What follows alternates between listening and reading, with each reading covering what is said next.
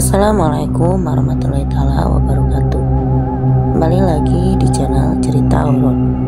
Untuk kisah kali ini ada sebuah cerita dari tulisannya Wahyu Arianten. Sebuah kisah pendakian yang berjudul Malam Jumat Kliwon di Gunung Kembang. Dan untuk seperti apa kisahnya, mari kita masuk ke ceritanya. Surakarta 2018. Sudah lama aku tidak menghirup suasana sejuk di pegunungan, merasakan dekapan kabut dan mencium aroma tanah gunung. Sehabis turun hujan, rasa rinduku pada gunung tidak lagi terbendung, benar-benar membuatku ingin kembali lagi ke sana. Setelah 6 bulan lamanya, ku gantung carrier dikarenakan sibuk. Tiap kali aku melihat gunung, hatiku selalu meronta, seakan meminta agar aku berpetualang lagi. Gayung bersambut seakan Tuhan mengamini apa yang menjadi keinginanku. Minggu depan ada libur panjang di kantorku. Lantas aku langsung berkabar dengan satu temanku yang bernama Yayat untuk kembali mendaki gunung lagi. Kali ini aku dan Yayat memiliki keinginan yang sama, yaitu mendaki Gunung Kembang via desa Belembem. Gunung yang memiliki ketinggian tidak lebih tinggi dari Gunung Peru inilah selalu diremehkan karena ketinggiannya yang tidak seberapa.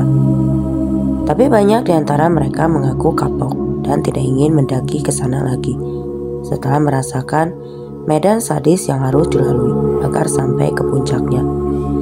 Atas dasar itu kemudian Gunung Kembang dijuluki sebagai gunung yang kecil-kecil cabai rawit karena medannya yang tidak kenal ampun.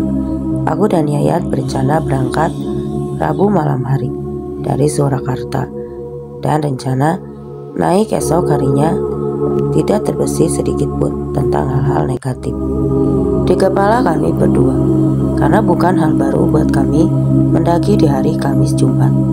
Singkat cerita, waktu berlalu, hari di mana yang kami tentukan tiba.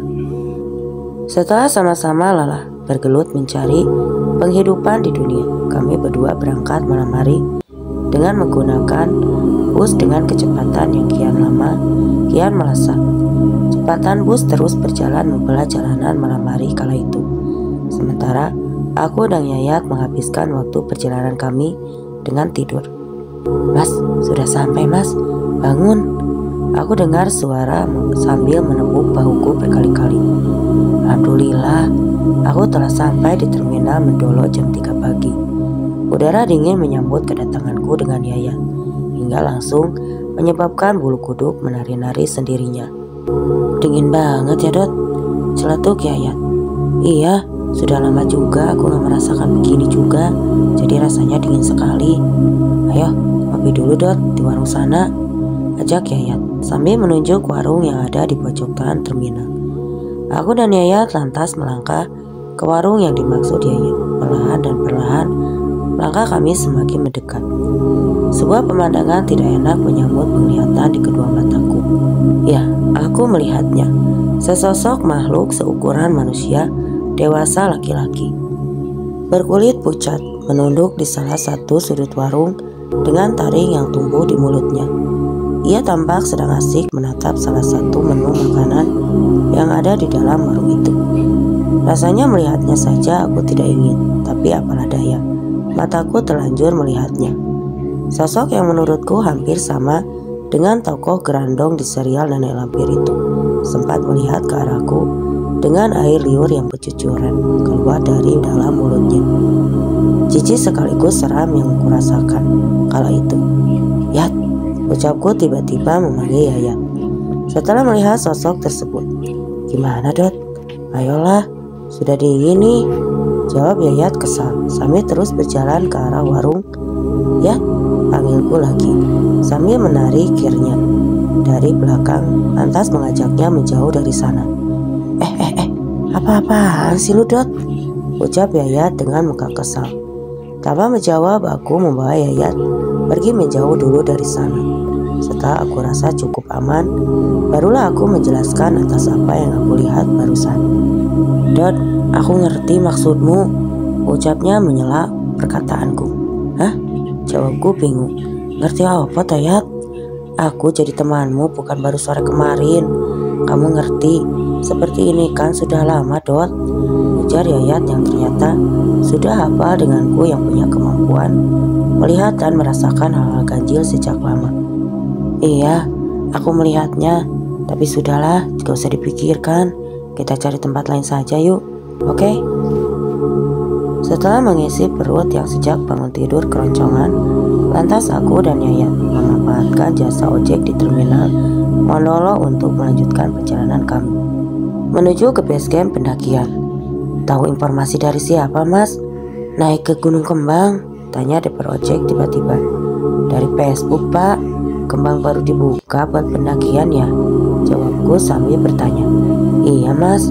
Jalurnya belum lama dibuka, jadi masih lebat hutan di jalur pendakiannya. Alih-alih takut, malah adrenalinku semakin terpacu mendengar perkataan driver tersebut, karena jarang-jarang aku bisa mendaki ke tempat yang belum banyak dijamah oleh pendaki. Jam 8 kami tiba di base camp. Suasana lengang menyambut kedatangan kami. Tanya talak beberapa petugas yang stay di sana.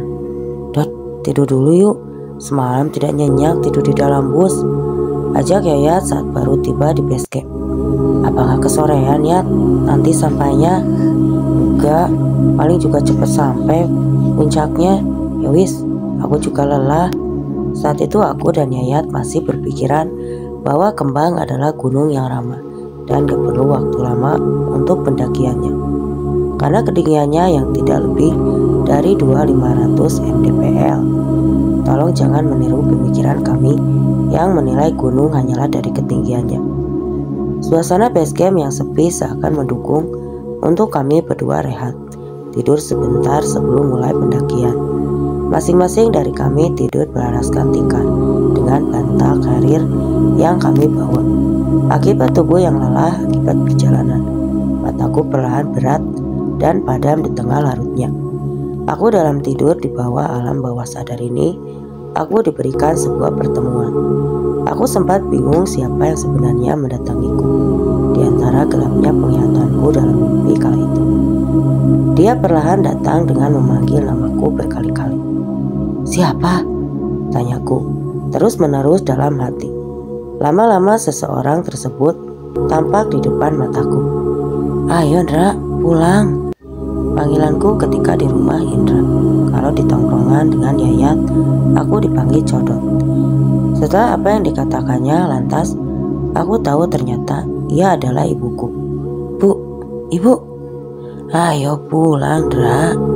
Aku bingung kenapa ibu datang ke sini. Di dalam mimpiku meminta untuk pulang.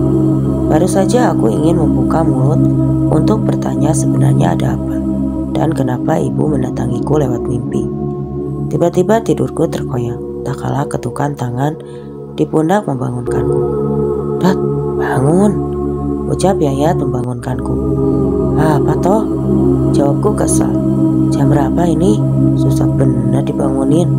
Sudah jam 1 siang ini, jadi muncak gak? Tanya Yayat yang sedikit meninggikan intonasinya. Sepertinya ia kesal karena aku sulit dibangunkan. Tapi saat bangun aku masih dihantui rasa penasaran. Kenapa ibu menemuiku dalam mimpi dan mengajakku untuk pulang? Apakah akan ada sesuatu yang terjadi? Apakah ada hal-hal yang menyambutku nanti? Semoga saja tidak selalu berkeyakinan sama ini niatku baik. Begitu pula aku mendapatkan balasannya, dan begitu juga sebaliknya. Aku ceritakan saja dengan Yayat. Ah, jangan. Aku tidak ingin perjalananku ini tersendat hanya karena aku. Aku pun memantapkan diriku sendiri sekali lagi. Kenapa kamu, Dot? Tanya Yayat yang melihatku sedikit melamun. Oh, enggak ya, gak apa-apa. Singkat cerita, setelah semua perlengkapan beres disiapkan, perut sudah diberi makan. Sampailah saat aku mengurusi si Maksi. Ya, aku dan Yayat lebih memilih diam bersandar di kerit. Mas, yakin mau naik malam Jumat Kliwon begini ya? Petugas base camp yang berjaga saat aku tengah mengurusi si Maksi. Emang ini malam Jumat Kliwon, Pak? Jawabku, karena aku sendiri tidak tahu kalau malam nanti adalah malam Jumat Kliwon. Pikirku hanya malam Jumat biasa. Iya mas. Ya udah, gak apa-apa. Yang penting mas sama temannya jangan aneh-aneh di atas sana. Dan jangan hiraukan kalau menemukan hal-hal janggal. Terang petugas base camp tersebut. Aku menelan ludah. Jantungku seakan berhenti berdetak mendengar ucapannya. Seakan mengisyaratkan bahwa akan ada sesuatu yang tak apa yang akan menyambut kami di pendakian kami nanti. Apa ini ada hubungannya ya dengan mimpiku tadi? Keyakinanku mulai goyah akibat isyarat-isyarat yang seakan memberiku sebuah tanda. Sudah, semoga saja tidak terjadi apa-apa. Berdoa dulu sebelum pendakian. Doa sebelum pendakian telah selesai kami berdua panjatkan. Sekarang petualangan kami dimulai. Kembang, aku datang. Kaki mulai melangkah penuh keyakinan dengan Yayat yang berada di depan dan aku mengikutinya. Cuacanya cerah dengan angin yang bertiup dan sesekali kicauan burung menemani langkah kami yang masih didominasi dengan kebun teh di sini. Dengan menghisap sebatang rokok, aku dan Yayat bercerita dan bercanda ria atas cerita-cerita lama kami. Kami lebih bercerita tentang gunung-gunung yang pernah kami daki bersama. Sehingga tidak terasa kami sampai di pos Istana Katak dan semua berjalan normal. Hingga kami sampai di Kandang Celeng. Kandang Celeng kerap disebut juga sebagai pintu rimbanya Gunung Kembang, karena di sini merupakan perbatasan antara kebun teh dengan belantara hutan rimba. Ya, sepertinya banyak celengnya di sini, ucapku setelah sampai di Kandang Celeng. Wis, pokoknya maju, jawab Yayat dengan semangat. Walau napasnya masih terengah akibat medan di kebun teh yang langsung tidak memanusiakan. Dari nama posnya saja sudah bisa disimpulkan kalau area ini dihuni oleh banyak sekali celeng atau babi hutan. Sedikit terbesit dalam pikiranku yang tinggal di sini. Apakah semua celeng asli atau ada celeng jadi-jadian? Semoga saja semuanya asli, batinku dalam hati. Kami tiba di sana pukul 4:30 sore. Maklum saja, kami termasuk dalam golongan pendaki siput alias lambat. Ditambah medan yang ternyata terjal dari awal, membuatku sedikit-sedikit berhenti. Kalaupun mau jalan cepat, apa sih yang mau dikejar? Jodoh atau duit? Serangga-serangga hutan mulai menggema, bersahut-sahutan di seluruh penjuru hutan. Cahaya sore hari pun malu-malu mengintip dari balik pohon yang cukup lebat. Ternyata begini menjabah gunung yang baru saja dibuka untuk pendakian. Sepi sunyi, selain hutannya masih tergolong rapat. Dari tadi kami tidak menjumpai pendaki sama sekali, hanya petani-petani teh yang sesekali kami jumpai. Tadi memang di buku tamu harian ini namaku dan Yayat berada paling atas. Tapi kemarin ada 2 rombongan pendaki yang naik. Semoga saja mereka masih ada di puncak atau minimal berpapasan di jalur pendakian. Kabut perlahan datang seiring dengan langkah kaki kami berdua yang kian tinggi. Suasana hutan makin sangat rapat. Ditambah kabut yang menghiasi benar-benar merubah suasana yang awal asik dan tenang seketika menyeramkan. Bagaimana kalau tiba-tiba ada celeng menyerang atau demit yang baru datang? Aku benci pikiranku sendiri yang selalu parno ini. Langkah semakin naik sore, perlahan pamit berganti dengan gelapnya malam. Di tengah jalur pendakian yang kian lama kian sulit, berkali-kali membuat langkahku terhenti. Menghela napas. Bajigur, ini jalurnya kok gak ada bonusnya sih? Celetuk Yayat. Jaga mulutmu Yat, jawabku sedikit kesal karena perkataan yang sedikit mengumpat tersebut. Tidak berselang lama setelah aku dan Yayat berhenti di pinggiran jalur, tiba-tiba kami dikejutkan dengan suara auman serigala yang tampaknya tidak jauh dari tempat kami duduk. Tanpa omongan, aku dan Yayat saling pandang. Sebelum jalan kami masing-masing menggunakan jaket karena semakin malam semakin terasa dingin di kulit. Ayo, ucap Yayat sambil berdiri memberi kode agar kami kembali jalan lagi. Berjalan saat gelap di sini memang tantangannya tersendiri. Jalur yang terjal, ekosistem yang masih rapat dengan hanya mengandalkan cahaya lampu. benar-benar menyulitkan. Napasku dengan napas Yayat saling bersahutan karena terus diajar medan terjal. Ini aneh, sangat aneh. Kenapa kami tidak juga sampai di pos selanjutnya? Seharusnya jika sesuai arahan petugas base camp dan peta jalur pendakian yang kubawa. Seharusnya kami berdua sudah tiba di pos Lilliput sejak tadi. Ya, gak ada tanda-tanda ada pos, tanyaku kebingungan. Gak tahu Dot, perasaan tadi muter-muter gak sampai-sampai. Lama sekali aku dan Yayat, bingung sudah. Molor 1 jam lebih dari waktu yang kuperkirakan. Yayat lantas menghentikan langkahnya, lalu melihat kertas bergambar peta jalur pendakian yang kami bawa. Ia mencoba memastikannya sekali lagi kalau kami tidak salah jalan. Benar kok, jam sudah menunjukkan jam 7 malam lebih, tapi setengah perjalanan juga belum kami tempuh. Sementara sudah menjadi pantangan dari base camp bagi setiap pendaki agar tidak mendirikan di dalam hutan. Rest area hanya ada di puncak gunung. Dot, rokok dulu ya, ajak Yayat. Aku tahu dalam hati Yayat juga takut menyaksikan kejanggalan ini. Tapi ia menutupi ketakutannya dengan sebatang rokok yang ia hisap kala itu. Aku dan Yayat kali duduk di atas batang pohon tumbang di tepi jalur.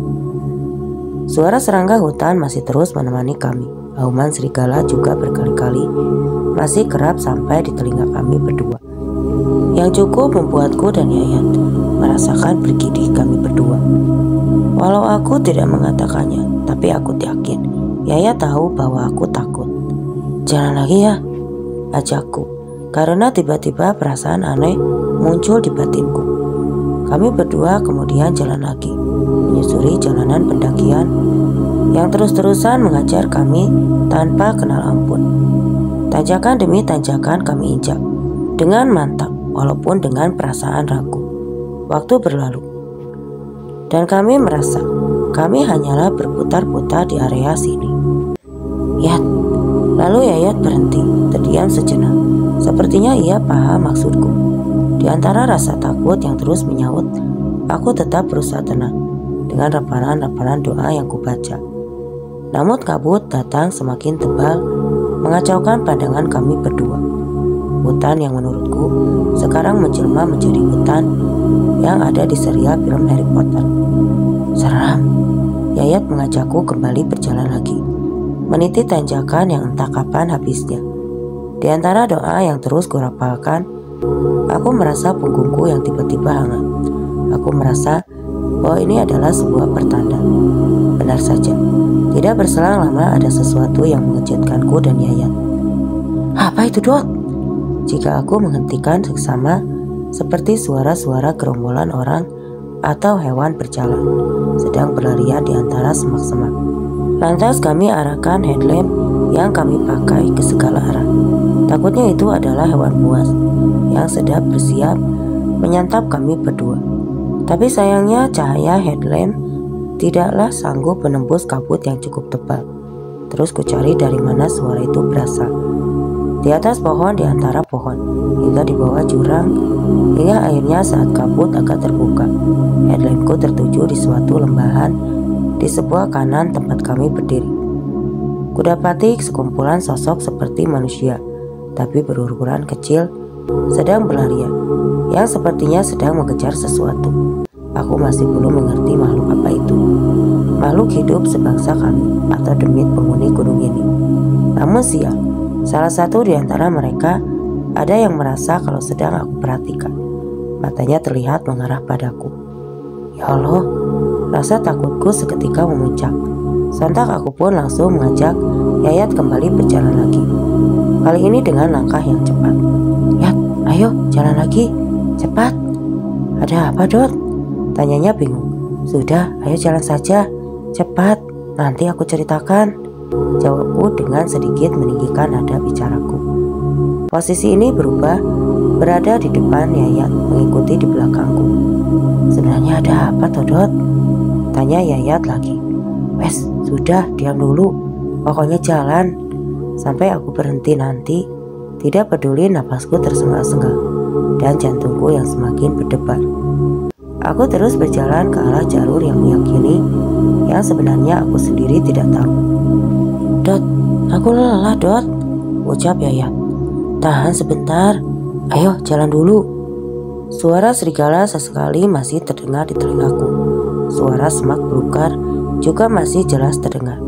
Apakah mereka masih mengejarku? Takut, bercampur bingung yang kualami. Entah bagaimana jadinya jika mereka menemukan aku dan Yayat. Ya Allah, lindungi kami. Rapalan doa dan salawat tidak henti-hentinya aku baca. Hingga akhirnya aku berhenti di satu tempat yang menurutku sudah aman dari kerumunan makhluk-makhluk kerdil itu. Aku dan Yaya sedikit bisa bernapas lega di sini. Aku sempatkan minum air mineral walaupun tidak banyak. "Kamu kenapa sih, Dot? Kayak dikejar hantu." Tadi waktu kita lagi cari suara kresek-kresek, tadi lihat gak kamu? Hah? Apa? Aku juga gak tahu itu dari golongan apa. Seperti manusia tapi kerdil-kerdil begitu. Dan ada banyak. Sebentar, Dot. Kamu ingat gak? Setelah kandang celeng, kalau sesuatu peta pendakian itu pos? Apa? Tanpa menjawab, aku buka lipatan-lipatan kertas bergambar peta pendakian itu. Aku lihat dan baca baik-baik dibantu cahaya headlamp di kepalaku. Ternyata itu dituliskan Pos Lilliput. Pos Lilliput? Ya, sebenarnya kita di mana, Dot? Dari tadi kita belum menemukan apapun. Papan bertuliskan Pos Lilliput. Tapi aneh, ada banyak makhluk-makhluk kerdil yang kita lihat. Apa kita sampai di wilayah mereka ya? Apa di sini Pos Lilliput? Kita di mana? Jawabku sambil kebingungan. Di posisi ini aku dan Yayat benar-benar bingung. Sebenarnya kami ada di mana? Apa kami tersesat? Tapi aku tak kuasa. Sejak tadi langkahku dan Yayat berada di jalur yang tepat dan selalu melewati jalan setapak, layaknya jalur pendakian. Lalu aku mengajak Yayat untuk membaca ayat kursi untuk menetralkan dan mental keadaan kami. Bismillah, ayo Yat, kita jalan. Gantian, aku yang di depan. Kami berdua kembali menyusuri belantara dengan harap bisa sampai ke tujuan kami selanjutnya, atau kembali ke jalur pendakian yang benar. Aku berpesan pada Yayat agar di setiap langkah yang dikeluarkan untuk selalu diiringi dengan sholawat yang dipanjatkan. Namun, sudah 1 jam menyusuri, kami berdua masih belum juga menemukan jalur yang benar. Jika dilihat dengan mata normal, jalur yang kami berdua lewati selayaknya jalur pendakian normal. Tapi aneh, kenapa kami tidak juga menjumpai papan-papan petunjuk jalur pendakian? Apakah kami berdua berpindah ke dimensi lain? Ya Allah, berikanlah aku petunjuk-Mu. Pendakian yang kukira berjalan seperti biasanya, ternyata malah begini. Mimpi apa aku semalam? Bisa-bisanya malam ini aku terperangkap di dalam hutan bersama salah satu sahabatku ini.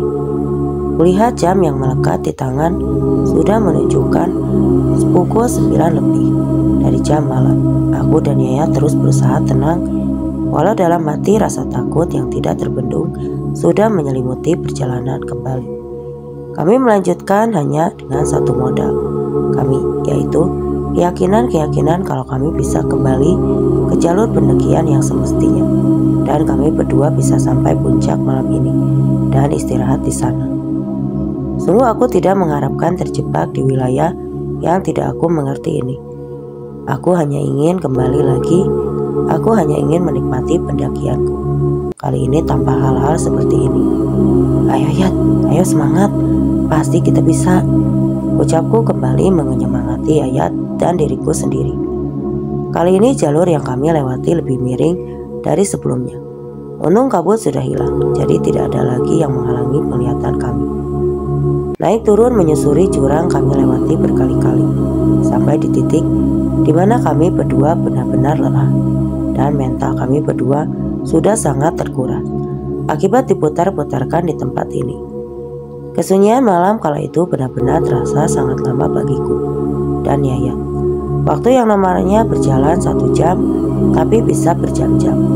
Kami rasakan keringat dingin tidak henti-hentinya mengalir dari balik bajuku. Persediaan air minum pun kian lama kian berkurang. Untung aku dan Yayat membawa perbekalan logistik lebih, jadi kami berdua bisa sedikit aman untuk sekarang. Tapi lagi-lagi keadaan belum juga memihak kepada kami. Di antara kesunyian dan gelapnya malam, tiba-tiba sayup-sayup aku dan Yayat mendengar suara celeng berada di dekat tempat kami istirahat. Yat, dengarkan suaranya. Ini tidak hanya satu, Yat. Ini banyak, ucapku gugup. Setelah mengetahui kalau suara celeng yang kudengar sepertinya lebih dari satu.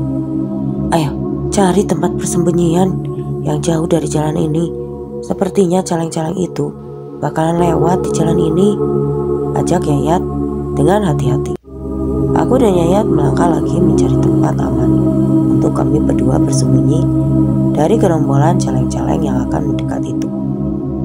Setelah kami berdua mendapatkan tempat aman dan cukup untuk kami berdua, dat, olesi carrier dan badan kita dengan minyak angin ini agar bau makanan yang kita bawa tidak tercium sampai celeng-celeng itu, suruh Yayat. Kami berdua bersembunyi di balik batu besar dan batang-batang pohon yang tumbuh mengelilinginya. Headlamp sudah mati. Cukup jauh tempat ini dari tempat kami istirahat tadi, tapi penglihatan kami sayup-sayup masih bisa sampai melihat ke sana karena kabut yang sudah hilang dan cahaya bulan yang sedikit terang. Dengan berkoloni celeng-celeng tersebut lewat di jalan tempatku dan Yayat istirahat tadi, ternyata mereka semua sedang mencari makan. Sangat banyak dan terus mengeluarkan suara yang aku sendiri tidak bisa menirukan atau menuliskannya di sini. Sampai-sampai aku bingung saat akan menghitungnya. Ukurannya pun macam-macam, dari yang berukuran masih peranakan sampai yang besar. Aku menelan ludah sendiri saat melihat celeng yang berukuran hampir sebesar kerbau. Besar sekali. Dalam doa aku selalu meminta agar bisa lekas bebas dari keadaan genting ini. Ingin rasanya aku lekas berlari sekencang mungkin dari sini. Tapi setelah aku perhitungan baik-baik, pasti langkahku tidak akan ada apa-apanya jika dibandingkan dengan mereka. Celeng-celeng itu lagi-lagi aku dipaksa bertahan di situasi yang sangat sulit ini. Kurasakan pundakku ditepuk oleh Yayat. Ia tampak juga heran melihat celeng berukuran raksasa itu. Tapi ada yang membuat kami heran daripada itu. Bagaimana tidak? Di belakang ada makhluk yang awalnya aku pikir adalah manusia.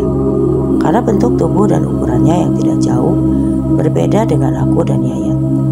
Ia menggunakan pakaian serba hitam dan tertutup kain di kepalanya, sehingga membuatku sulit melihat siapakah gerangan itu. Gelapnya malam benar-benar menyulitkanku dengan Yayat untuk memastikan siapakah seseorang yang berbalut kain yang serba hitam itu. Aku benarkan posisiku. Ku cari posisi seaman mungkin, tapi tetap dengan gerakan yang senyap agar tidak menimbulkan suara yang bisa mengundang celeng-celeng itu dan akan menerkam kami sesukanya. Kusempatkan lagi melihat Yayat. Dia tampak sangat ketakutan. Keringat tampak mengalir di antara headlamp di dahinya. Ya, aku takut, tapi keadaan memaksaku diam supaya keadaan tidak menjadi semakin sulit. Mataku kembali mengarah pada sosok makhluk yang belum aku ketahui batang hidungnya itu. Saat ia lama-lama mendekat dengan penglihatanku dengan jelas, aku bisa melihat. Ternyata makhluk yang sempat aku kira manusia itu adalah ia berbadan manusia, tapi yang tumbuh di atas lehernya bukanlah kepala manusia, tapi yang tumbuh di atas lehernya adalah kepala celeng. Ya Allah, pemandangan apa lagi ini? Kali ini aku benar-benar ingin sekali berlari dan teriak sekencang mungkin. Tapi bagaimana jika mereka menangkap kami berdua?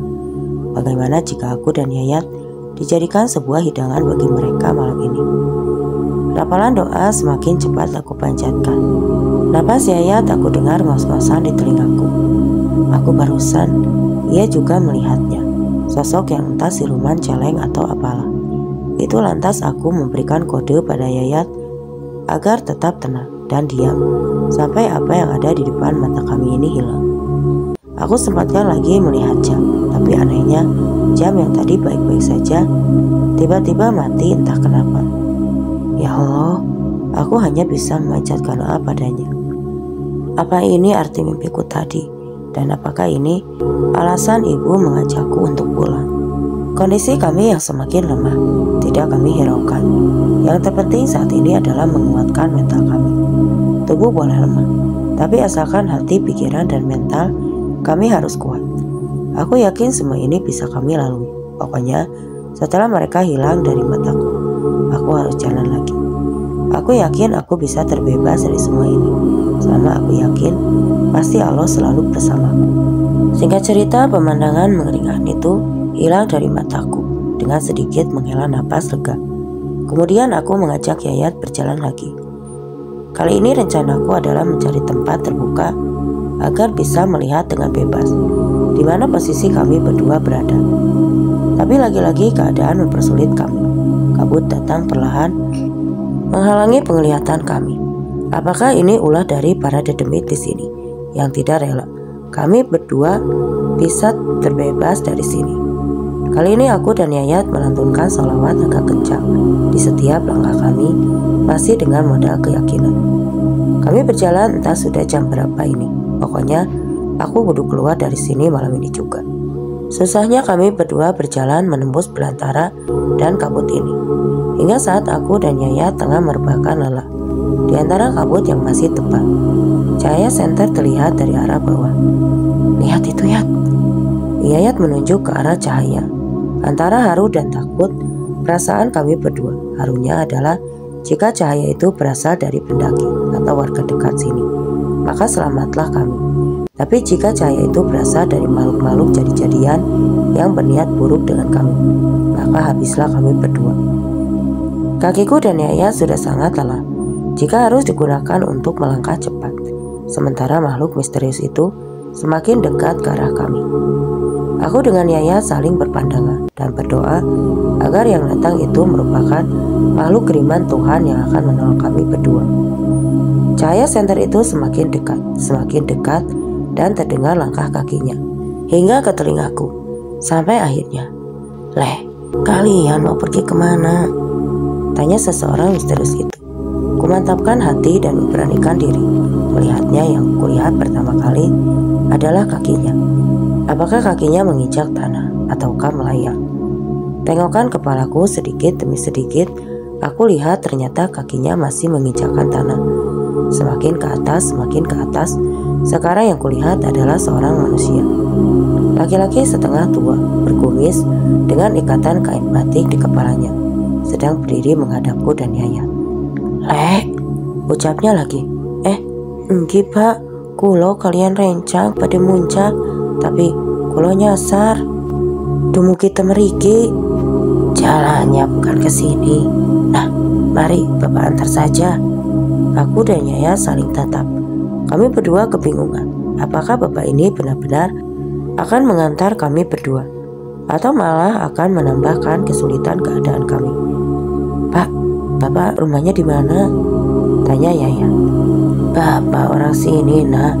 Kebetulan bapak mau ke desa seberang sana. Sudah biasa, suka lewat jalan sini. Mari, bapak antar saja. Kalian tidak usah takut sama bapak." Beliau lantas lagi jalan. Kami minta untuk mengikutinya di belakang. Sementara aku dan Yayat sebenarnya masih bingung mau percaya atau tidak. Tapi yang terlintas di pikiranku saat itu adalah pertolongan seperti ini tidak datang dua kali. Semoga bapak ini adalah kiriman dari Allah untuk menolong dan membawaku dan Yayat terbebas dari sini. "Ayo Yat, ikuti saja beliau, jalan." Dengan cepat membelah belantara hutan yang masih hanya menggunakan jaket tipis dan mengenakan sandal. Beliau tanpa kesusahan sampai-sampai aku dan Yayat seringkali kerepotan mengikutinya. "Pak, sejak tadi saya dan teman saya kesasar. Sampai di sini, lalu kami menemukan banyak keanehan di sini," ucapku memberanikan diri. "Ini malam Jumat Kliwon. Setan-setan di sini sering iseng kalau waktu begini. Makanya Lain kali kalau kalian hati-hati, ujar beliau. Semakin lama posisi kami keluar dari dalam hutan berganti dengan suasana yang berbeda, berada di pegunungan. Gunung saat ini di sini. Aku yang cari pertama kali adalah di manakah Gunung Sindoro, karena letak Gunung Kembang ini berada tepat di sebelahnya. Tapi mataku tidak menemukannya. Aku masih bingung di mana posisiku berdiri. Aku terus mengikuti langkah bapak tersebut. Hingga sampailah kami di puncak gunung berbarengan dengan azan subuh yang berkumandang. Ini sudah sampai puncak. Sekarang bapak tinggal ya. Belum sempat kami berdua menjawabnya, bapak tersebut langsung berjalan lagi. Ke arah berlawanan dari kami datang. Matur nuwun pak, terima kasih banyak pak, jawabku. Kalau beliau sudah berjalan cukup jauh. Sekarang aku dan Yayat bersyukur tidak henti. Setelah semalaman penuh terjebak di dalam hutan yang entah di mana letaknya. Dan sekarang kami sudah sampai di puncak dengan selamat dan terbebas dari sana. Kupaksa tubuhku dan Yayat sekali lagi untuk membangun tenda dulu. Untuk kami berdua merebahkan lelah tubuh kami yang sudah lemah ini. Sehingga cerita matahari perlahan menampakkan jati dirinya.